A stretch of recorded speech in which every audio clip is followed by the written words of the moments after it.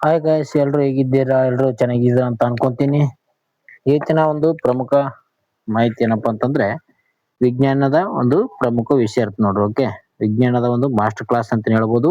ಮುಂದೆ ಬರುವಂತ police constable ಪರೀಕ್ಷೆಗೆ ಸಹಕಾರಿ ಆಗಲಂತ ಈ ಒಂದು ವಿಡಿಯೋ ತಂದಿದೆ ನೋಡಿ.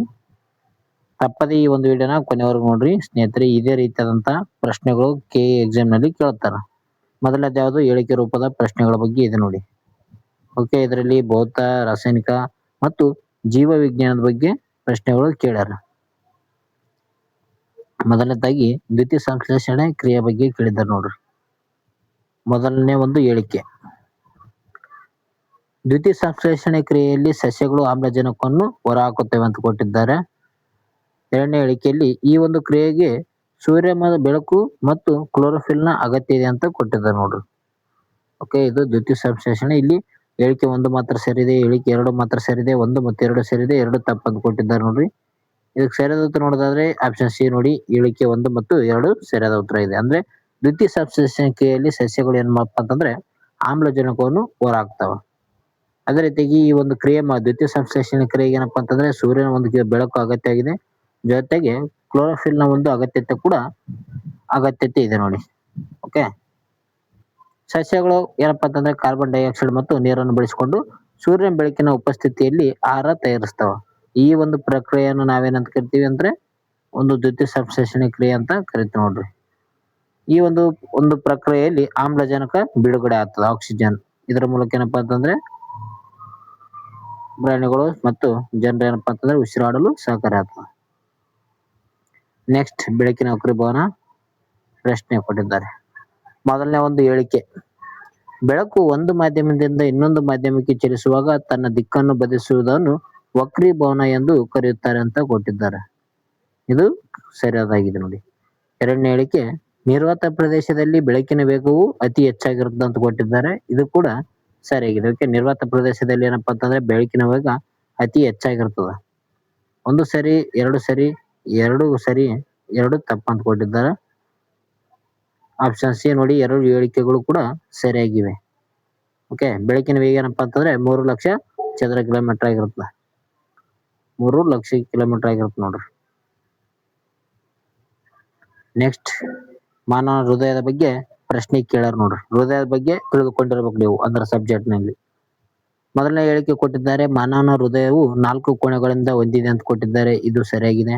ಎರಡನೇ ಒಂದು ಹೇಳಿಕೆ ಕೊಟ್ಟಿದ್ದಾರೆ, ಅಪಧಮನಿಗಳು ಯಾವಾಗಲೂ ಅಶುದ್ಧ ರಕ್ತವನ್ನು ಹೊತ್ತೊಯ್ಯುತ್ತವೆ ಅಂತ ಕೊಟ್ಟಿದ್ದಾರೆ. ಇದೇನಪ್ಪಾ ಅಂತಂದ್ರ ತಪ್ಪಾಗ್ಯದ ನೋಡ್ರಿ. ಯಾಕಪ್ಪ ಅಂತಂದ್ರ ಆರ್ಟರೀಸ್ ಅಂತ ಕರಿತೀವಿ ನಾವು, ಆರ್ಟರೀಸ್. ಅಪಧಮನಿಗಳು ಯಾವಾಗಲೂ ಅಶುದ್ಧ ರಕ್ತವನ್ನು ಒಯ್ಯೋದಿಲ್ಲ, ಬದಲಾಗಿ ಶುದ್ಧ ರಕ್ತವನ್ನು ಒಯ್ಯುತ್ತವ. ಓಕೆ, ನಂತರ ಶ್ವಾಸಕೋಶದಲ್ಲಿ ಇವು ಅಶುದ್ಧ ರಕ್ತಗಳನ್ನು ಒಯ್ಯುತ್ತವ, ಹೃದಯಕ್ಕೆ ಶುದ್ಧ ರಕ್ತವನ್ನು ಒಯ್ಯುತ್ತವ ನೋಡ್ರಿ. ಇಲ್ಲಿ 1 ಮಾತ್ರ ಸರಿದೆ, ಹೇಳಿಕೆ 2 ಮಾತ್ರ ಸರಿದೆ, ಹೇಳಿಕೆ 1, 2 ಸರಿದೆ, ಹೇಳಿಕೆ 2 ತಪ್ಪು ಅಂತ ಕೊಟ್ಟಿದ್ದಾರೆ. ಇದಕ್ಕೆ ಸರಿಯಾದ ಉತ್ತರ ಏನಿರುತ್ತೆ? 1 ಮಾತ್ರ ಸರಿಯಾಗಿದೆ ನೋಡಿ. ಆಪ್ಷನ್ ಸಿ ಸರಿಯಾದ ಉತ್ತರ ಆಗಿದೆ ನೋಡ್ರಿ. ಅಪಧಮನಿಗಳು ಸಾಮಾನ್ಯವಾಗಿ ಹೃದಯದಿಂದ ದೇಹದ ವಿವಿಧ ಭಾಗಗಳಿಗೆ ಶುದ್ಧ ರಕ್ತವನ್ನು ಒತ್ತೊಯ್ಯುತ್ತವ. ಆದ್ರೆ ಶ್ವಾಸಕೋಶದ ಒಂದು ಅಪಧಮನಿಗಳು ಏನಪ್ಪಾ ಅಂತಂದ್ರೆ ಅವು ಮಾತ್ರ ಏನಪ್ಪಾ ಅಂತಂದ್ರೆ ಅಶುದ್ಧ ರಕ್ತಗಳನ್ನು ಒತ್ತೊಯ್ಯುತ್ತವೆ ಅಂತಾನೆ ಹೇಳ್ಬೋದು. ಓಕೆ, ಹೃದಯದಲ್ಲಿ ಏನಪ್ಪಾ ಅಂತಂದ್ರೆ 4 ಕೋಣೆಗಳು ಇರ್ತವೆ ನೋಡ್ರಿ ಸ್ನೇಹಿತರೆ. ಮಾನವನ ಹೃದಯದಲ್ಲಿ ಎಷ್ಟು ಕೋಣೆ ಇದೆ? 4 ಕೋಣೆಗಳು ಇರ್ತಾವ. ಓಕೆ, ಇಲ್ಲಿ ನಾವು ನೋಡಬಹುದು ಹೃದಯ ಯಾವ ರೀತಿಯಾಗಿ ಇದೆ ಅಂತ. ಹೃದಯದ ಬಗ್ಗೆ ಅಧ್ಯಯನವನ್ನು ಕಾರ್ಡಿಯಾಲಜಿ ಅಂತ ಕರಿತಾರೆ ನೋಡ್ರಿ. ನೆಕ್ಸ್ಟ್, ಆಮ್ಲ ಮತ್ತು ಪ್ರತ್ಯಾಮ್ಲ ಒಂದು ಚಾಪ್ಟರ್ ಇಂದ ಬಂದಂತ ಪ್ರಶ್ನೆ. ಮೊದಲನೇ ಹೇಳಿಕೆ, ಆಮ್ಲಗಳು ನೀಲಿ ಲಿಟ್ಮಸ್ ಅನ್ನು ಕಾಗದವನ್ನು ಕೆಂಪು ಬಣ್ಣಕ್ಕೆ ಬದಲಾಯಿಸುತ್ತವೆ ಅಂತ ಕೊಟ್ಟಿದ್ದಾರೆ. ಎರಡನೇ ಹೇಳಿಕೆಯಲ್ಲಿ ಕ್ಷಾರಗಳ ಒಂದು pH ಮೌಲ್ಯವು 7ಕ್ಕಿಂತ ಕಡಿಮೆ ಇರುತ್ತೆ ಅಂತ ಕೊಟ್ಟಿದ್ದಾರೆ. ಇಲ್ಲಿ ನೋಡ್ರಿ, ಆಮ್ಲಗಳು ನೀಲಿ ಲಿಟ್ಮಸ್ ಅನ್ನು ಕಾಗದವನ್ನು ಕೆಂಪು ಲಿಟ್ಮಸ್ ಅನ್ನು ಬದಲಾಯಿಸ್ತವೆ, ಇದು ಸರಿಯಾಗಿದೆ. ಆದ್ರೆ ಕ್ಷಾರಗಳು ಏನಪ್ಪಾ ಅಂತಂದ್ರೆ pH ಮೌಲ್ಯ 7ಕ್ಕಿಂತ ಕಡಿಮೆ ಇರ್ತದೆ ಎಂಬುದು ತಪ್ಪಾಗಿದೆ ನೋಡಿ.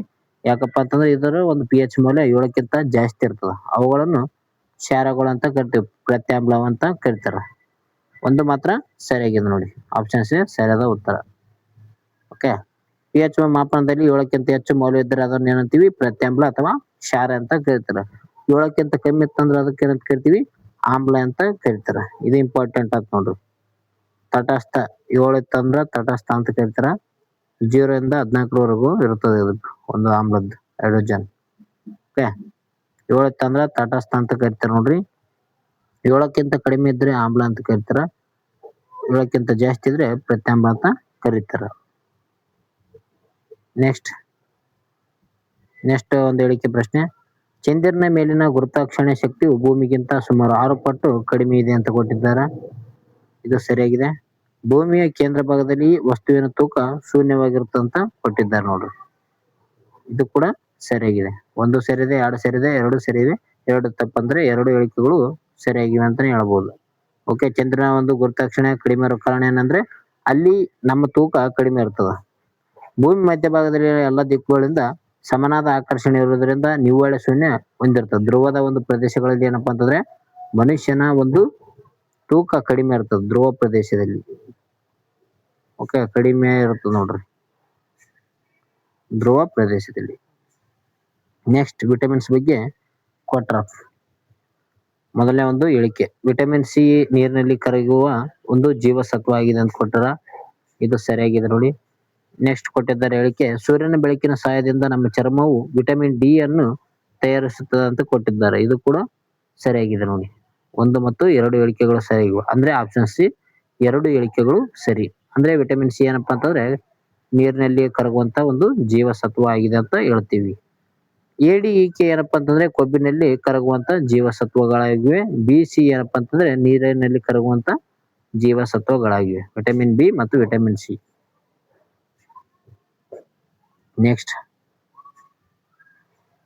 ನೆಕ್ಸ್ಟ್ ಒಂದು ಹೇಳಿಕೆ ಕೊಟ್ಟಿದ್ದಾರೆ ನೋಡ್ರಿ. ನ್ಯೂಟನ್ನ 2ನೇ ನಿಯಮವು ಬಲದ ಒಂದು ವ್ಯಾಖ್ಯಾನವನ್ನು ನೀಡುತ್ತದೆ ಅಂತ ಕೊಟ್ಟರ. 2ನೇ ಹೇಳಿಕೆ, ಪ್ರತಿಕ್ರಿಯೆಗೆ ಸಮನಾದ ಮತ್ತು ವಿರುದ್ಧಾರ್ಥಕ ಪ್ರಕ್ರಿಯೆ ಇರುತ್ತದೆ. ಇದು 3ನೇ ನಿಯಮ ಅಂತ ಕೊಟ್ಟಿದ್ದಾರೆ ನೋಡ್ರಿ. ಇದು ಕೂಡ ಸರಿಯಾಗಿದೆ. ಮೊದಲನೇ ಒಂದು ಕೂಡ ಹೇಳಿಕೆ ಸರಿಯಾಗಿದೆ. 1 ಮತ್ತು 2 ಸರಿಯಾಗಿದೆ ನೋಡಿ. ಆಪ್ಷನ್ ಸಿ ಸರಿಯಾದ 2 ಹೇಳಿಕೆಗಳು ಸರಿಯಾಗಿವೆ ನೋಡಿ. ಓಕೆ, ನ್ಯೂಟನ್ನ ಒಂದು ನಿಯಮಗಳ ಬಗ್ಗೆ ಪ್ರಶ್ನೆ ಕೇಳುತ್ತಾರೆ. ನೆಕ್ಸ್ಟ್ ವಾತಾವರಣದ ಒಂದು ಪದರಗಳ ಬಗ್ಗೆ ಪ್ರಶ್ನೆಗಳು ಕೇಳಿದ್ದಾರೆ ನೋಡ್ರಿ. ಮೊದಲನೇ ಹೇಳಿಕೆ, ಓಝೋನ್ ಪದರವು ಸೂರ್ಯನ ನೇರಳಾತೀತ ಕಿರಣಗಳಿಂದ ನಮ್ಮನ್ನು ರಕ್ಷಿಸುತ್ತದೆ ಅಂತ ಕೊಟ್ಟಿದ್ದಾರೆ. 2ನೇ ಹೇಳಿಕೆ, ಓಝೋನ್ ಪದರವು ವಾತಾವರಣದಲ್ಲಿ ಸ್ಟ್ರಾಟೋಸ್ಫಿಯರ್ ನಲ್ಲಿ ಕಂಡು ಬರ್ತದೆ ಅಂತ ಕೊಟ್ಟಿದ್ದಾರೆ. ಸ್ಟ್ರಾಟೋಸ್ಫಿಯರ್ ನಲ್ಲಿ ಇದೆ ಅಂತ ಕೊಟ್ಟಿದ್ದಾರೆ ನೋಡ್ರಿ.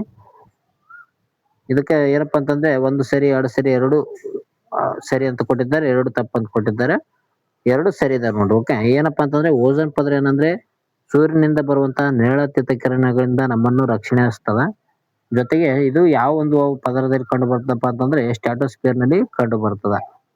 ಓಕೆ, ಇದು ಏನಪ್ಪಾ ಅಂತಂದ್ರೆ ಭೂಮಿಗೆ ರಕ್ಷಾ ಒಂದು ಕವಚದಂತ ನಮ್ಮ ಒಂದು ಮೈಕೈತನ ಒಂದು ಕಾಪಾಡ್ತದ. ಓಕೆ, ನಮ್ಮ ಚರ್ಮದ ಮೇಲೆ ಬೀಳುವಂತ ಸೂರ್ಯನ ಕಿರಣಗಳಿಂದ ನಮ್ಮನ್ನು ಕಾಪಾಡ್ತದ. ಶಬ್ದದ ಚಾಪ್ಟರ್ ಇಂದ ಬಂದಂತ ಪ್ರಶ್ನೆ ಇದೆ ನೋಡಿ. ಮೊದಲನೇ ಒಂದು ಹೇಳಿಕೆ ಪ್ರಶ್ನೆ, ಶಬ್ದವು ನಿರ್ವಾತದ ಪ್ರದೇಶದಲ್ಲಿ ಚಲಿಸಲು ಸಾಧ್ಯವಿಲ್ಲ ಅಂತ ಕೊಟ್ಟಿದ್ದಾರೆ. ಇದು ಸರಿಯಾಗಿದೆ. 2ನೇ ಹೇಳಿಕೆ ಕೊಟ್ಟಿದ್ದಾರೆ ನೋಡ್ರಿ.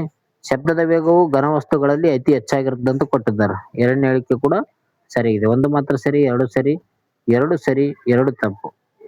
1 ಮತ್ತು 2 ಹೇಳಿಕೆಗಳು ಸರಿಯಾಗಿವೆ ನೋಡಿ. ಓಕೆ, ಶಬ್ದ ಏನಪ್ಪಾ ಅಂತಂದ್ರೆ ನಿರ್ವಾತದಲ್ಲಿ ಅತಿ ಚಲಿಸಲು ಸಾಧ್ಯವಿಲ್ಲ. ಆದ್ರೆ ಘನವಸ್ತುಗಳಲ್ಲಿ ಅತಿ ಹೆಚ್ಚಾಗಿ ಈ ಶಬ್ದ ಏನಪ್ಪಾ ಅಂತಂದ್ರೆ ಚಲಿಸ್ತವೆ. ಓಕೆ, ಶಬ್ದ ಏನಪ್ಪಾ ಅಂತಂದ್ರೆ ಒಂದು ಯಾಂತ್ರಿಕ ಅಲೆ ಆಗಿದೆ ನೋಡಿ. ಇದಕ್ಕೆ ಚಲಿಸಲು ಮಾಧ್ಯಮದ ಅಗತ್ಯ ಇರ್ತದ. ಇದು ಬೆಳಕು ನಿರ್ವಾತದಲ್ಲಿ ಚಲಿಸುತ್ತದೆ, ಆದ್ರೆ ಶಬ್ದ ಚಲಿಸದಿಲ್ಲ. ಓಕೆ, ಅಂದ್ರೆ ಬೆಳಕು ನಿರ್ವಾತದಲ್ಲಿ ಚಲಿಸ್ತದ. ಬೆಳಕೇನಪ್ಪಾ ಅಂತಂದ್ರೆ ನಿರ್ವಾತದಲ್ಲಿ ಸ್ಪೀಡ್ ಆಗಿ ಚಲಿಸ್ತದ. ಶಬ್ದ ಏನಪ್ಪಾ ಅಂತಂದ್ರೆ ನಿರ್ವಾತದಲ್ಲಿ ಚಲಿಸೋದಿಲ್ಲ. ಓಕೆ, ಇದು ಘನದ ಒಂದು ಸ್ಥಳಗಳಲ್ಲಿ ಹೆಚ್ಚಾಗಿ ಚಲಿಸ್ತದ. ನೆಕ್ಸ್ಟ್ ಲೋಹಗಳ ಬಗ್ಗೆ ಪ್ರಶ್ನೆ. ಮೊದಲನೇ ಹೇಳಿಕೆ, ಪಾದರಸವು ಕೊಠಡಿಯ ಉಷ್ಣಾಂಶದಲ್ಲಿ ದ್ರವ ರೂಪದಲ್ಲಿರುವಂತ ಏಕೈಕ ಲೋಹವಾಗಿದೆ ಅಂತ ಕೊಟ್ಟಿದ್ದಾರೆ. ಇದು ಏನಪ್ಪಾ ಅಂತಂದ್ರೆ ಸರಿಯಾಗಿದೆ. ಈ ಒಂದು ಹೇಳಿಕೆ ಸರಿಯಾಗಿದೆ ನೋಡಿ. ಮರ್ಕುರಿ ಏನಪ್ಪಾ ಅಂತಂದ್ರೆ ಕೊಠಡಿಯ ಉಷ್ಣಾಂಶದಲ್ಲಿರುವಂತ ದ್ರವ ರೂಪದ ಏಕೈಕ ಲೋಹ ಆಗಿದೆ. ಅದೇ ಅಲೋಹ ಯಾವ್ದಪ್ಪ ಅಂತಂದ್ರೆ ಅದು ಬ್ರೂಮಿನ್ ಆಗಿರ್ತದ. ಓಕೆ, ಅಲೋಹ ಯಾವುದು ಬ್ರೂಮಿನ್ ಆಗಿರುತ್ತೆ. 2ನೇ ಹೇಳಿಕೆ ಕೊಟ್ಟಿದ್ದಾರೆ ಇಲ್ಲಿ, ಸೋಡಿಯಂ ಅನ್ನು ಸೀಮೆ ಎಣ್ಣೆಯಲ್ಲಿ ಸಂಗ್ರಹಿಸಲಾಗುತ್ತದೆ. ಯಾಕಪ್ಪ ಅಂತಂದ್ರೆ ಅದು ಗಾಳಿಯೊಂದಿಗೆ ತೀವ್ರವಾಗಿ ವರ್ತಿಸುತ್ತದೆ ಅಂತ ಕೊಟ್ಟಿದ್ದಾರೆ. ಇದು ಕೂಡ ಸರಿಯಾಗಿದೆ ನೋಡಿ. ಸೋಡಿಯಂ ಅನ್ನು ಏನ್ ಮಾಡ್ತಾರಪ್ಪ ಅಂತಂದ್ರೆ ಈ ಒಂದು ಸೀಮೆ ಎಣ್ಣೆಯಲ್ಲಿ ಸಂಗ್ರಹಣೆ ಮಾಡ್ತಾರ. 1 ಮತ್ತು 2 ಸರಿಯಾಗಿದೆ ನೋಡಿ. ಇಲ್ಲಿ 1 ಸರಿ, 2 ಸರಿ, 2 ಸರಿ, 2 ತಪ್ಪು ಅಂತ ಕೊಟ್ರ. ಇಲ್ಲಿ 1 ಮತ್ತು 2 ಹೇಳಿಕೆಗಳು ಸರಿಯಾಗಿವೆ. ಆಪ್ಷನ್ ಸಿ ಸರಿಯಾದ ಉತ್ತರ ಆಗಿದೆ ನೋಡಿ. ಲೋಹಗಳು ಸಾಮಾನ್ಯವಾಗಿ ಘನ ಸ್ಥಿತಿಯಲ್ಲಿರುತ್ತವೆ, ಆದರೆ ಪಾದರಸ ಏನಪ್ಪಾ ಅಂತಂದ್ರೆ ಅಪಾರವಾದ ಆಗಿದೆ. ಓಕೆ, ಲೋಹ ಇದು. ಓಕೆ, ಲೋಹ ಯಾವ್ದಪ್ಪ ಅಂತಂದ್ರೆ ಒಂದು ಪಾದರಸ ಏನಪ್ಪಾ ಅಂತಂದ್ರೆ ಈ ಒಂದು ಕೊಠಡಿಯ ತಾಪಮಾನದಲ್ಲಿ ದ್ರವವಾಗಿರುವಂತ ಲೋಹ ಯಾವ್ದಪ್ಪ ಅಂತಂದ್ರೆ ಅದು ಪಾದರಸ ಆಗಿದೆ. ಅಲೋಹ ಯಾವ್ದಪ್ಪ ಅಂತಂದ್ರೆ ಬ್ರೂಮಿನ್. ಸೋಡಿಯಂ ಬಹಳ ಕ್ರಿಯಾಶೀಲವಾದ ಲೋಹ ಆಗಿರ್ತದೆ. ಅದಕ್ಕಾಗಿ ಏನಪ್ಪಾ ಅಂತಂದ್ರೆ ಇದನ್ನು ನೀರಿನ ಒಂದಿಗೆ ಸ್ಪರ್ಶಕ್ಕೆ ಬಂದಾಗ ಸ್ಫೋಟಗೊಳ್ಳುತ್ತದೆ. ಅದಕ್ಕಾಗಿ ಇದನ್ನು ಒಂದು ಬಾಕ್ಸ್ ನಲ್ಲಿ ಸಂಗ್ರಹಣೆ ಮಾಡ್ತಾರೆ ಇದಕ್ಕ. ಓಕೆ, ಈ ರೀತಿಯಾದಂತ ಪ್ರಶ್ನೆಗಳು ಬರುವಂತ ಚಾನ್ಸ್ ಅತಿ ಹೆಚ್ಚಾಗಿರುತ್ತೆ ನೋಡ್ರಿ. ಇದೇ ರೀತಿಯಾದಂತ ನಿಮ್ಮ ಒಂದು ಅಭ್ಯಾಸ ಮಾಡಿಕೊಡ್ರಿ. ಓಕೆ, ನೆಕ್ಸ್ಟ್ ಬಂತು ನೋಡ್ರಿ, ಒಂದಿಸಿ ಬರೀರಿ. ವಿಜ್ಞಾನದ ಪ್ರಮುಖ ಜೋಡಿಗಳು ಮತ್ತು ಅದರ ಆಯ್ಕೆಗಳು ಇರ್ತಾವ. ಒಂದಿಸಿ ಬರೀರಿ ಬಂದಿದೆ ನೋಡಿ. ಇಲ್ಲಿ ಜೀವಸತ್ವಗಳು ಮತ್ತು ಕೊರತೆಯ ಒಂದು ರೋಗದ ಬಗ್ಗೆ ಕೊಟ್ಟಿದ್ದಾರೆ ನೋಡ್ರಿ. ಇಲ್ಲಿ ವಿಟಮಿನ್ ಎ ಅಂತ ಕೊಟ್ಟಿದ್ದಾರೆ. ವಿಟಮಿನ್ ಎ ಏನಪ್ಪಾ ಅಂತಂದ್ರೆ ಬಿ ನೋಡ್ರಿ, ಈರುಳ್ಳು ಗುರುಡುತನ ವಿಟಮಿನ್ ಬಿ ಆಗಿದೆ. ಓಕೆ, ವಿಟಮಿನ್ ಎ ಏನಪ್ಪಾ ಅಂತಂದ್ರೆ ಈರುಳ್ಳು ಗುರುಡುತನ. ನಂತರ ವಿಟಮಿನ್ ಬಿ1 ಅಂತ ಕೊಟ್ಟಿದ್ದಾರೆ ನೋಡ್ರಿ. ವಿಟಮಿನ್ ಬಿ1 ಅಂದ್ರಪ್ಪ ಬೇರೆ ಬೇರೆ ಅಂತ ಬರ್ತದ. ಇಲ್ಲಿ ಬಿ ಎ ಎಲ್ಲಿದೆ ನೋಡ್ರಿ, ಬಿ ಮತ್ತು ಎ ಎಲ್ಲಿದೆ ಅಂತ ನೋಡಿ. ಇಲ್ಲಿ ಬಿ ಎ ಇದೆ, ಇಲ್ಲಿ ಇಲ್ಲ, ಇಲ್ಲಿ ಬಿ ಇಲ್ಲ, ಇಲ್ಲಿ ಕೂಡ ಇಲ್ಲ. ಆಪ್ಷನ್ ಸಿ ಸರಿಯಾದ ಉತ್ತರ ಇದೆ ನೋಡ್ರಿ. ವಿಟಮಿನ್ ಸಿ ಏನಪ್ಪಾ ಅಂತಂದ್ರೆ ರಿಟೆಕ್ಸ್ ಆಗಿರ್ತದ. ಸಾರಿ, ವಿಟಮಿನ್ ಸಿ ಏನಪ್ಪಾ ಅಂತಂದ್ರೆ ಸ್ಕರಿವ್ ಆಗಿರುತ್ತೆ ನೋಡ್ರಿ. ವಿಟಮಿನ್ ಸಿ ಇಂದ ಸ್ಕರಿವ್ ರೋಗ ಬರ್ತದ. ವಿಟಮಿನ್ ಡಿ ಇಂದ ರಿಟೆಕ್ಸ್ ರೋಗ ಬರ್ತದೆ. ಹೋದ ಒಂದು ಪರೀಕ್ಷೆಯಲ್ಲಿ ವಿಟಮಿನ್ ಡಿ ಬಗ್ಗೆ ಕೇಳಿದ್ರು. ವಿಟಮಿನ್ ಡಿ ಇಂದ ಯಾವ ಒಂದು ರೋಗ ಬರ್ತದೆ ಅಂದ್ರೆ ರಿಟೆಕ್ಸ್ ರೋಗ ಬರ್ತದ. ಓಕೆ, ಆಪ್ಷನ್ಸ್ 1 ಸರಿಯಾದ ಉತ್ತರ ಇದೆ ನೋಡ್ರಿ. ಇದ್ರ ಬಗ್ಗೆ ಕೊಟ್ಟಿದ್ದಾರೆ. ನೆಕ್ಸ್ಟ್, ಉಪಕರಣಗಳು ಮತ್ತು ಉಪಯೋಗ ಮಾಡುವಂತ ಸಾಧನ ಬಗ್ಗೆ ಕೊಟ್ಟಿದ್ದಾರೆ ನೋಡ್ರಿ. ಪಟ್ಟಿ ಎ, ಪಟ್ಟಿ ಬಿ ನಲ್ಲಿ ಮೊದಲನೇದು ಬಾರೋಮೀಟರ್ ಅಂತ ಕೊಟ್ಟಿದ್ದಾರೆ ನೋಡ್ರಿ. ಬಾರೋಮೀಟರ್ ಏನಪ್ಪಾ ಅಂತಂದ್ರೆ ವಾಯುಮಂಡಲದ ಒತ್ತಡವನ್ನು ಅಳೆಯುತ್ತದೆ. ಬಾರೋಮೀಟರ್ ವಾಯುಮಂಡಲದ ಒತ್ತಡವನ್ನು ಅಳೆಯುತ್ತದೆ. ನಂತರ ಬರುತ್ತೆ ಲ್ಯಾಕ್ಟೋಮೀಟರ್. ಲ್ಯಾಕ್ಟೋಮೀಟರ್ ಏನಪ್ಪಾ ಅಂತಂದ್ರೆ ಹಾಲಿನ ಒಂದು ಸಾಂದ್ರತೆಯನ್ನು ಅಳೆಯುತ್ತದೆ. ಇದು ಕೂಡ ಬಿ ಎ ಸ್ಟಾರ್ಟ್ ಆತ್ ನೋಡ್ರಿ. ಬಿ ಎ ಇಂದ ಸ್ಟಾರ್ಟ್ ಆದ. ಇಲ್ಲಿದೆ, ಇಲ್ಲಿಲ್ಲ, ಇಲ್ಲಿಲ್ಲ, ಇಲ್ಲಿ ಕೂಡ ಇಲ್ಲ, ಇಲ್ಲಿದೆ ನಿಂದ್ರಿ. ಇಲ್ಲಿ ಕೂಡ ಬಿ ಎ ಇದೆ. ನೆಕ್ಸ್ಟ್ ಹೈಗ್ರೋಮೀಟರ್ ಬರ್ತದೆ. ಹೈಗ್ರೋಮೀಟರ್ ಏನಪ್ಪಾ ಅಂತಂದ್ರೆ ಈ ಒಂದು ಗಾಳಿಯ ತೇವಾಂಶವನ್ನು ಅಳಿತದ. ಮೂರನೇದು ಏನಪ್ಪಾ ಅಂತಂದ್ರೆ ಡಿ ನೋಡ್ರಿ. ಇಲ್ಲಿ ಮೂರನೇದು ಸಿ ಆಗಿದೆ, ಇದು ತಪ್ಪು. ಒಂದನೇದು ಮಾತ್ರ ಸರಿಯಾಗಿದೆ ನೋಡ್ರಿ. ಓಕೆ, ಆಡಿಯೋಮೀಟರ್ ಏನಪ್ಪಾ ಅಂತಂದ್ರೆ ಶಬ್ದ ತೀವ್ರತೆಯನ್ನು ಅಳಿತದ. ಡಿಸಿಬಲ್ ಅಂತ ನಾವು ಹೇಳಬಹುದು. ಆಡಿಯೋಮೀಟರ್ ಏನಪ್ಪಾ ಅಂತಂದ್ರೆ ಶಬ್ದದ ತೀವ್ರತೆಯನ್ನು ಅಳಿತದ. ಒಂದು ಮಾತ್ರ ಆಪ್ಷನ್ ಸಿ ಸರಿಯಾದ ಉತ್ತರ ಆಗಿದೆ ನೋಡಿ. ನೆಕ್ಸ್ಟ್, ಪಟ್ಟಿ ಎ ನಲ್ಲಿ ಹಾರ್ಮೋನು, ಪಟ್ಟಿ ಬಿ ನಲ್ಲಿ ಹಾರ್ಮೋನ್ ಬಿಡುವಂತ ಗ್ರಂಥಿಗಳ ಬಗ್ಗೆ ಕೊಟ್ಟಿರ. ಇನ್ಸುಲಿನ್ ಅಂತ ಕೊಟ್ಟರು ನೋಡ್ರಿ. ಇನ್ಸುಲಿನ್ ಏನಪ್ಪಾ ಅಂತಂದ್ರೆ ಯಾವ ಒಂದು ಗ್ರಂಥಿಯಿಂದ ಬರ್ತದ? ಮೆದೋಜೀರಕ ಗ್ರಂಥಿ ಅಂತ ನಾವು ಕರಿತೇವೆ. ಓಕೆ, ಮೆದೋಜೀರಕ ಗ್ರಂಥಿಯಿಂದ ಇನ್ಸುಲಿನ್ ಬರ್ತದೆ. ನಂತರ ಥೈರಾಕ್ಸಿನ್ ಬರ್ತ ನೋಡ್ರಿ, ಥೈರಾಯ್ಡ್. ಓಕೆ, ಇದು ಥೈರಾಕ್ಸಿನ್ ಏನಪ್ಪಾ ಅಂತಂದ್ರೆ ಥೈರಾಯ್ಡ್ ಗ್ರಂಥಿಯಿಂದ ಬರ್ತದೆ. ನಂತರ ಅಡ್ರಿನಲಿನ್. ಓಕೆ, ಅಡ್ರಿನಲಿನ್ ಏನಪ್ಪಾ ಅಂತಂದ್ರೆ ಅಡ್ರಿನಲಿನ್ ಗ್ರಂಥಿಯಿಂದ ಬರ್ತದ. ಬೆಳವಣಿಗೆ ಹಾರ್ಮೋನ್ ಅಂತ ಕರಿತೀವಿ ನೋಡ್ರಿ. ಪಿಟ್ಯೂಟರಿ ಗ್ರಂಥಿಯನ್ನು ಬೆಳವಣಿಗೆ ಹಾರ್ಮೋನ್ ಅಂತ ಕರಿತೀವಿ ನಾವು. ಓಕೆ, ಇಲ್ಲಿದೆ ಬಿ ಎ ಡಿ ಸಿ ಒಂದನೇದ್ರಲ್ಲಿ ಇದೆ ನೋಡಿ. ಬಿ ಎ ಡಿ ಸಿ ಒಂದನೇದ್ರಲ್ಲಿದೆ. ಸರಿಯಾದ ಉತ್ತರ 1 ನೋಡ್ರಿ. ಓಕೆ, ಇಲ್ಲಿ ಅತಿ ಹೆಚ್ಚಾಗಿ ಕೇಳಿದ್ರೆ ಯಾವ್ದಪ್ಪ ಅಂತಂದ್ರೆ ಬೆಳವಣಿಗೆ ಹಾರ್ಮೋನ್ ಯಾವ್ದಪ್ಪ ಅಂತಂದ್ರೆ ಅದು ಪಿಟ್ಯೂಟರಿ ಗ್ರಂಥಿ. ಇದು ಕಡಿಮೆ ಆಯ್ತಪ್ಪ ಅಂತಂದ್ರೆ ಮನುಷ್ಯ ಕುಬ್ಜ ಆಗುತ್ತಾನ. ಜಾಸ್ತಿ ಆಯ್ತಪ್ಪ ಅಂತಂದ್ರೆ ಮನುಷ್ಯ ಎತ್ತರವಾಗಿ ಬೆಳಿತಾನ ನೋಡ್ರಿ, ಪಿಟ್ಯೂಟರಿ ಗ್ರಂಥಿ. ಅದೇ ರೀತಿ ಥೈರಾಯ್ಡ್ ಯಾವ್ದಪ್ಪ ಅಂತಂದ್ರೆ ಥೈರಾಕ್ಸಿನ್ ಎಂಬ ಹಾರ್ಮೋನ್ ಇಂದ ಬರ್ತದ. ಓಕೆ, ನೆಕ್ಸ್ಟ್ ನೋಡೋಣ. ನೆಕ್ಸ್ಟ್, ಪಟ್ಟಿ ಎ ನಲ್ಲಿ ಲೋಹ ಮತ್ತು ಧಾತುಗಳ ಬಗ್ಗೆ ಕೊಟ್ಟಿದ್ದಾರೆ. ಪಟ್ಟಿ ಬಿ ನಲ್ಲಿ ಅದರ ಬಗ್ಗೆ ಹೆಸರು ಕೊಟ್ಟಿದ್ದಾರೆ. ಓಕೆ, ಗಟ್ಟಿಯಾದ ಲೋಹ ಯಾವ್ದಂತ ಕೊಟ್ರು ನೋಡ್ರಿ. ಈ ಒಂದು ಪ್ರಶ್ನೆ ಏನಪ್ಪಾ ಅಂದ್ರೆ ನೀವು ಕಮೆಂಟ್ ಮಾಡಿ. ಓಕೆ, ಕ್ವಶನ್ ನಂಬರ್ 1 ಅಂತ ಹಾಕಿ ಉತ್ತರವನ್ನು ಕಮೆಂಟ್ ಮಾಡಿ. ಲೋಹ ಮತ್ತು ಅದರ ಒಂದು ಹೆಸರುಗಳ ಬಗ್ಗೆ ಕಮೆಂಟ್ ಮಾಡಿ. ನೆಕ್ಸ್ಟ್ ಪ್ರಶ್ನೆ ಹೋಗ್ತೀವಿ. ನೆಕ್ಸ್ಟ್ ಪ್ರಶ್ನೆ ಬಂದು ನೋಡ್ರಿ ಸ್ನೇಹಿತರೆ. ಪಟ್ಟಿ ಎ ನಲ್ಲಿ ಆವಿಷ್ಕಾರ, ಪಟ್ಟಿ ಬಿ ನಲ್ಲಿ ಅದರ ಒಂದು ವಿಜ್ಞಾನಿ ಬಗ್ಗೆ ಕೊಟ್ಟಿದ್ದಾರೆ. ಪೆನ್ಸಿಲಿನ್ ಅನ್ನು ಕಂಡುಹಿಡಿದಂತ ವ್ಯಕ್ತಿ ಯಾರಂತ ಕೊಟ್ಟಿದ್ದಾರೆ ನೋಡ್ರಿ. ಪೆನ್ಸಿಲಿನ್ ಎಂಬ ಒಂದು ಕಂಡುಹಿಡಿದಂತ ವ್ಯಕ್ತಿ ಯಾರಪ್ಪ ಅಂತಂದ್ರೆ ಅಲೆಕ್ಸಾಂಡರ್ ಫ್ಲೆಮಿಂಗ್. ಓಕೆ. ನೆಕ್ಸ್ಟ್ ಸಿಡುಬು ಲಸಿಕೆ ಕೊಟ್ಟಿದ್ದಾರೆ. ಸಿಡುಬು ಲಸಿಕೆಯನ್ನು ಕಂಡುಹಿಡಿದಂತ ವ್ಯಕ್ತಿ ಯಾರಪ್ಪ ಅಂತಂದ್ರೆ ಎಡ್ವರ್ಡ್ ಜೆನ್ನರ್ ನೋಡ್ರಿ. ಇದು ಸ್ಮಾಲ್ ಪಾಕ್ಸ್ ಅಂತ ಕರೀತಾರೆ. ಸಿಡುಬು ರೋಗಕ್ಕೆ ಸ್ಮಾಲ್ ಪಾಕ್ಸ್ ಅಂತ ಕರೀತಾರೆ. ಇದಕ್ಕೆ ಔಷಧಿ ಕಂಡುಹಿಡಿಯುವಂತ ವ್ಯಕ್ತಿ ಎಡ್ವರ್ಡ್ ಜೆನ್ನರ್ ಆಗಿದ್ದಾರೆ. ನಂತರ ವಿಕಿರಣಶೀಲತೆ ಯಾರಪ್ಪ ಅಂತಂದ್ರೆ ಮೇರಿ ಕ್ಯೂರಿ. ಮೇರಿ ಕ್ಯೂರಿ ಅವರು ವಿಕಿರಣಶೀಲತೆ. ನ್ಯೂಟ್ರಾನ್ ಕಂಡು ಹಿಡಿದ್ರು ಚಾಡ್ವಿಕ್ ಅಂತ ಹೇಳ್ತೀವಿ ನೋಡ್ರಿ. ಓಕೆ. ಇಲ್ಲಿ ಏನಾಯ್ತಪ್ಪ ಅಂತಂದ್ರೆ BADC. BADC ಇಲ್ಲಿದೆ, ಇಲ್ಲಿಲ್ಲ, ಇಲ್ಲಿಲ್ಲ, ಇಲ್ಲಿಲ್ಲ. ಇದು ಒಂದು ಆಪ್ಷನ್ ಸರಿಯಾಗಿದೆ ನೋಡಿ. ಓಕೆ. ಈ ರೀತಿಯಾದಂತ ಪ್ರಶ್ನೆಗಳು ಬರ್ತಾವ ಸ್ನೇಹಿತರೆ. ನೀವೆಲ್ಲಾ ರೀತಿಯಾದಂತ ಒಂದು ಪರೀಕ್ಷೆಯಲ್ಲಿ ಸಿದ್ಧತೆಯನ್ನು ಮಾಡಿಕೊಂಡಿರ್ಬೇಕು. ಓಕೆ. ಮೇರಿ ಕ್ಯೂರಿ 2 ಬಾರಿ ನೊಬೆಲ್ ಪ್ರಶಸ್ತಿ ಪಡೆದಂತ ವಿಜ್ಞಾನಿ ಆಗಿದ್ದಾರೆ ನೋಡ್ರಿ. ಯಾವಾಗಪ್ಪ ಅಂತಂದ್ರೆ 1903ರಲ್ಲಿ ಒಂದು ಪಡಿತಾರ, 1911ರಲ್ಲಿ ಒಂದು ಪಡಿತಾರ. ಇವು ಯಾವ ವಿಭಾಗದಲ್ಲಿ ಪಡಿತಾರಂತ ನೀವು ಕಮೆಂಟ್ ಮೂಲಕ ತಿಳಿಸಿ. ಓಕೆ. ನೆಕ್ಸ್ಟ್ ಪ್ರಶ್ನೆ ಹೋಗೋಣ. ನೆಕ್ಸ್ಟ್ ಕೊಟ್ಟಿದ್ದಾರೆ ನೋಡ್ರಿ. ಪಟ್ಟಿ ಎ ನಲ್ಲಿ ಘಟಕಗಳು, ಪಟ್ಟಿ ಬಿ ನಲ್ಲಿ ಭೌತಿಕ ಪ್ರಮಾಣದ ಬಗ್ಗೆ ಕೊಟ್ಟಿದ್ದಾರೆ. ಇದು ಕ್ವಶನ್ ನಂಬರ್ 2 ಅಂತ ಹಾಕಿ ಇದರ ಒಂದು ಉತ್ತರವನ್ನು ನೀವು ಕಮೆಂಟ್ ಮೂಲಕ ತಿಳಿಸಿ. ಓಕೆ. ನೆಕ್ಸ್ಟ್ ಪ್ರಶ್ನೆ ಹೋಗೋಣ. ನಿಮಗ್ ಕೂಡ ಕೆಲಸ ಆಗ್ಬೇಕಲ್ಲ, ಅದಕ್ಕೆ ನೆಕ್ಸ್ಟ್ ಪ್ರಶ್ನೆ ಹೋಗೋಣ.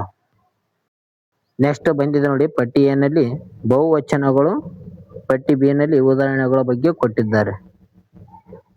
ಬಹುವಚನಗಳು ಅಂತ ಕೊಟ್ಟಿದ್ದಾರೆ ನೋಡ್ರಿ. ಇಲ್ಲಿ ಕೊಟ್ಟಿದ್ದಾರೆ ನೋಡ್ರಿ ಪ್ರಮುಖವಾದಂತ ಅದಕ್ಕೆ ಸಂಬಂಧಿಸಿದಂತ ಹೇಳಬೇಕು. ಆಯ್ತು. ಓಕೆ. ಮೈಟೋಕಾಂಡ್ರಿಯಾ ಇದು ಹೆಚ್ಚಾಗಿ ನಾವು ಕೇಳ್ಕೊಂಡಿವಲ್ಲ, ಅದಕ್ಕೆ ಇದ್ರ ಬಗ್ಗೆ ನೋಡೋಣ. ಮೈಟೋಕಾಂಡ್ರಿಯಾ ಏನಪ್ಪಾ ಅಂತಂದ್ರೆ ಶಕ್ತಿ ಉತ್ಪಾದನಾ ಕೇಂದ್ರ ಅಂತ ಕರಿತೀವಿ. ಅಂದ್ರೆ ಮೂರನೇದಕ್ಕೆ ಇಲ್ಲಿ ಡಿ ಆಗಿದೆ ನೋಡಿ. ಮೂರನೇದಕ್ಕೆ ಡಿ ಇಲ್ಲಿದೆ, ಮೂರನೇದಕ್ಕೆ ಸಿ ಇದೆ, ಇದು ತಪ್ಪು. ಮೂರನೇದಕ್ಕೆ ಎ ಇದೆ, ಇದು ತಪ್ಪು. ಮೂರನೇದಕ್ಕೆ ಇದು ಬಿ ಇದೆ, ಇದು ಕೂಡ ತಪ್ಪು. ಆಪ್ಷನ್ ಸಿ ಸರಿಯಾದ ಉತ್ತರ ಆಗಿದೆ ನೋಡ್ರಿ. ಯಾಕಪ್ಪ ಅಂತ ಮೈಟೋಕಾಂಡ್ರಿಯಾ ಶಕ್ತಿ ಉತ್ಪಾದನಾ ಕೇಂದ್ರ ಆಗ್ಯದ. ಲೈಸೋಸೋಮ್ ಏನಪ್ಪಾ ಅಂತಂದ್ರೆ ಆತ್ಮ ಸಂಚಿ ಅಂತ ನಾವು ಕರಿತೇವೆ.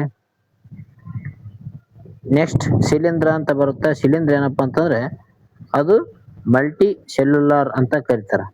ಅಮೀಬಾಕ್ಕೆ ಯುನಿಸೆಲ್ಯುಲಾರ್ ಅಂತ ಕರೀತಾರ ನೋಡ್ರಿ. ಓಕೆ. ಇಲ್ಲಿ ಗೊತ್ತಿರ್ಬೇಕಾಗ್ತದೆ ನೋಡ್ರಿ. ಲೈಸೋಸೋಮ್ ಅಂದ್ರೆ ಏನಪ್ಪಾ ಅಂತಂದ್ರೆ ಆತ್ಮಹತ್ಯಾ ಸಂಚಿ ಅಂತ ನಾವು ಕರೀತೇವೆ. ಇಲ್ಲಿ ಮೈಟೋಕಾಂಡ್ರಿಯಾವನ್ನು ಪವರ್ ಹೌಸ್ ಎಂದು ಕೂಡ ಕರೀತಾರೆ ನೋಡ್ರಿ. ಇದು ATP ಮೂಲಕ ಏನಪ್ಪಾ ಅಂತಂದ್ರೆ ಶಕ್ತಿಯನ್ನು ಉತ್ಪಾದನೆ ಮಾಡುತ್ತದೆ. ಲೈಸೋಸೋಮ್ಗಳು ಹಾನಿಗೊಳಗಾದಾಗ ಜೀವಕೋಶಗಳನ್ನು ಜೀರ್ಣಿಸೋದ್ರಿಂದ ಇವುಗಳನ್ನು ಆತ್ಮಹತ್ಯಾ ಸಂಚಿ ಅಂತ ಕರೀತದೆ. ನೆಕ್ಸ್ಟ್ ಕೊಟ್ಟಿದ್ದಾರೆ ನೋಡ್ರಿ. ಆಮ್ಲಗಳು ಮತ್ತು ಮೂಲಗಳ ಬಗ್ಗೆ ಕೊಟ್ಟಿದ್ದಾರೆ. ಯಾವ ಒಂದು ವಸ್ತುವಿನಲ್ಲಿ ಯಾವ ಒಂದು ಆಮ್ಲ ಕಂಡು ಬರ್ತದಂತ ತಿಳಿದುಕೊಳ್ಳಬೇಕು ನಾವು. ಮೊದಲನೇದು ಕೊಟ್ಟಿದ್ದಾರೆ ನೋಡ್ರಿ ಸಿಟ್ರಿಕ್ ಆಮ್ಲ. ಸಿಟ್ರಿಕ್ ಆಮ್ಲ ಏನಪ್ಪಾ ಅಂತಂದ್ರೆ ನಿಂಬೆ ಹಣ್ಣಿನಲ್ಲಿ ಕಂಡು ಬರ್ತದ. ಲ್ಯಾಕ್ಟಿಕ್ ಆಮ್ಲ ಏನಪ್ಪಾ ಅಂತಂದ್ರೆ ಮೊಸರಿನಲ್ಲಿ ಕಂಡು ಬರುತ್ತೆ ನೋಡ್ರಿ. ಓಕೆ. ಎರಡನೇದು ಡಿ ಎಲ್ಲಿದೆ ನೋಡಿ, ಇಲ್ಲಿದೆ, ಇಲ್ಲಿ ಬಿ ಇದೆ, ತಪ್ಪು. ಎ ಇದೆ, ತಪ್ಪು. ಇಲ್ಲಿ ಎರಡನೇದು ಡಿ ಇದೆ, ಆದ್ರೆ ಒಂದನೇದು ಏನು ಬಿ ಇರಬೇಕು. ಇದು ಕೂಡ ತಪ್ಪಾಗಿದೆ. ಆಪ್ಷನ್ ಸಿ ಸರಿಯಾದ ಉತ್ತರ ಆಗಿದೆ. ಓಕೆ. ನಂತರ ಟಾರ್ಟಾರಿಕ್ ಆಮ್ಲ ಇದು ಎಲ್ಲಿ ಕಂಡು ಬರ್ತದೆ ಅಂದ್ರೆ ಹುಣಸೆ ಹಣ್ಣಿನಲ್ಲಿ ಟಾರ್ಟಾರಿಕ್ ಆಮ್ಲ ಕಂಡು ಬರ್ತದ. ನೆಕ್ಸ್ಟ್ ಫಾರ್ಮಿಕ್ ಆಮ್ಲ. ಫಾರ್ಮಿಕ್ ಆಮ್ಲ ಏನಪ್ಪಾ ಅಂತಂದ್ರೆ ಇರುವೆ ಕಡಿತದಿಂದ ಉಂಟಾಗ್ತದ. ಫಾರ್ಮಿಕ್ ಆಮ್ಲ ಇರುವೆ ಕಡಿತದಿಂದ ಉಂಟಾಗುತ್ತೆ ನೋಡ್ರಿ. ಆಮ್ಲ ಒಂದು ಪ್ರಮುಖ ಆಮ್ಲಗಳ ಬಗ್ಗೆ ಗೊತ್ತಿರಬೇಕಾಗ್ತದ. ಯಾವ ವಸ್ತುವಿನಲ್ಲಿ ಯಾವ ಆಮ್ಲವಿದೆ ಅಂತ ತಿಳಿದುಕೊಂಡಿರ್ಬೇಕು. ನೆಕ್ಸ್ಟ್ ಗ್ರಹಗಳ ಬಗ್ಗೆ ಕೊಟ್ಟಿದ್ದಾರೆ ಮತ್ತು ಅದರ ಒಂದು ವಿಶೇಷತೆ ಲಕ್ಷಣ ಯಾವ ರೀತಿಯಾಗಿರುತ್ತೆ ಅಂತ ಕೊಟ್ರ. ಒಂದು ಗ್ರಹದ ಒಂದು ವಿಶೇಷತೆ. ಇಲ್ಲಿ ಶುಕ್ರ ಗ್ರಹ, ಮಂಗಳ ಗ್ರಹ, ಶನಿ ಗ್ರಹ, ಗುರು ಗ್ರಹ ಅಂತ ಕೊಟ್ಟಿದ್ದಾರೆ. ಇಲ್ಲಿ ಗುರುಗ್ರಹ ನೋಡೋಣ. ಗುರುಗ್ರಹ ಏನಪ್ಪಾ ಅಂತಂದ್ರೆ ಅತಿ ದೊಡ್ಡದಾದಂತ ಒಂದು ಗ್ರಹ. ಓಕೆ. ನಾಲ್ಕನೇದಕ್ಕೆ ಸಿ ನೋಡಿ, ಎಲ್ಲಿದೆ? 4ನೇ ಸಿ ಇಲ್ಲಿದೆ, 4ನೇ ಡಿ ಇದೆ, ಇದು ತಪ್ಪು. 4ನೇ ಸಿ ಇದೆ, 4ನೇದು ಸಿ ಇದೆ. ಓಕೆ. ನೆಕ್ಸ್ಟ್ ಶನಿ ಗ್ರಹ. ಶನಿ ಗ್ರಹ ಏನಪ್ಪಾ ಅಂತಂದ್ರೆ ಬೆಳೆಗಳಿರುವಂತ ಗ್ರಹವಾಗಿದೆ. 3ನೇದಕ್ಕೆ ಡಿ ನೋಡಿ, 3ನೇದಕ್ಕೆ ಬಿ ಇದೆ, ಇದು ತಪ್ಪು. 3ನೇದಕ್ಕೆ ಎ ಇದೆ, ಇದು ತಪ್ಪು. 3ನೇದಕ್ಕೆ ಡಿ ಇದೆ, ಇದು ಸರಿಯಾದ ಉತ್ತರ. ಆಪ್ಷನ್ ಸಿ ಸರಿಯಾದ ಉತ್ತರ. ಶನಿ ಗ್ರಹ ಏನಪ್ಪಾ ಅಂತಂದ್ರೆ ಬೆಳೆಗಳಿರುವಂತ ಗ್ರಹವಾಗಿದೆ. ನೆಕ್ಸ್ಟ್ ಮಂಗಳ ಗ್ರಹ ಬರ್ತದ. ಇದು ಕೆಂಪು ಗ್ರಹ ಅಂತ ನಾವು ಕರಿತೀವಿ. ಬೆಳ್ಳಿ ಚುಕ್ಕಿ ಅಂತ ಶುಕ್ರ ಗ್ರಹಕ್ಕೆ ನಾವು ಕರಿತೀವಿ ನೋಡ್ರಿ. ಓಕೆ, ಮಾರ್ನಿಂಗ್ ಸ್ಟಾರ್ ಅಂತ ಯಾವ್ದು ಕರಿತೀವಿ? ಶುಕ್ರ ಗ್ರಹಕ್ಕೆ ಕರೀತೇವೆ. ಈ ಕೆಂಪು ಗ್ರಹ ಅಂತ ಯಾವ್ದು ಕರಿತಪ್ಪ ಅಂತಂದ್ರೆ ಮಂಗಳ ಗ್ರಹಕ್ಕೆ ಕರಿತೀವಿ. ಕಬ್ಬಿಣದ ಆಕ್ಸೈಡ್ ಅತಿ ಹೆಚ್ಚಾಗಿರುತ್ತೆ ಇಲ್ಲಿ, ಅದಕ್ಕಾಗಿ ಮಂಗಳ ಗ್ರಹ ಕೆಂಪಾಗಿರುತ್ತೆ ನೋಡ್ರಿ. ಕೊನೆಯ ಒಂದು ಪ್ರಶ್ನೆ ಇದೆ ನೋಡಿ, ಪ್ರಮುಖ ಒಂದು ಹೆಸರುಗಳಿದಾವೆ, ಅದರ ಒಂದು ರಾಸಾಯನಿಕ ಹೆಸರುಗಳ ಬಗ್ಗೆ ಕೊಟ್ಟಿದ್ದಾರೆ. ಈ ಒಂದು ಉತ್ತರ ಏನಪ್ಪಾ ಅಂತಂದ್ರೆ ಕಮೆಂಟ್ ಮೂಲಕ ತಿಳಿಸಿ. ಓಕೆ, ಕ್ವಶನ್ ನಂಬರ್ 3 ಅಂತ ಆಯ್ಕೆಗೆಸಿಂದ ಕಮೆಂಟ್ ಮೂಲಕ ತಿಳಿಸಿ. ಈ ಒಂದು ವಿಡಿಯೋ ಇಷ್ಟ ಆಯ್ತಪ್ಪ ಅಂದ್ರೆ ಲೈಕ್ ಮಾಡಿ, ಶೇರ್ ಮಾಡಿ, ಸಬ್ಸ್ಕ್ರೈಬ್ ಮಾಡಿ, ನಿಮ್ಮ ಸ್ನೇಹಿತರು ಕೂಡ ಶೇರ್ ಮಾಡಿ ಫ್ರೆಂಡ್ಸ್. ಯಾರ್ಯಾರು ಪೊಲೀಸ್ ಎಕ್ಸಾಮ್ಗೆ ಪರೀಕ್ಷೆ ನಡೆಸ್ತಿದ್ರು ಅವರು ಕಾಮೆಂಟ್ ಮೂಲಕ ನಿಮ್ಮ ಒಂದು ಅನಿಸಿಕೆಯನ್ನು ತಿಳಿಸಿ, ಯಾವ ರೀತಿಯಾಗಿವೆ ಪ್ರಶ್ನೆಗಳು ಅಂತ. ಓಕೆ, ನೆಕ್ಸ್ಟ್ ವಿಡಿಯೋದಲ್ಲಿ ಇದೇ ರೀತಿಯಾದಂಥ ಪ್ರಶ್ನೆಗಳು ತರೋಣ. ಬಾಯ್ ಸ್ನೇಹಿತರೆ, ಎಲ್ಲರಿಗೂ ಬಾಯ್.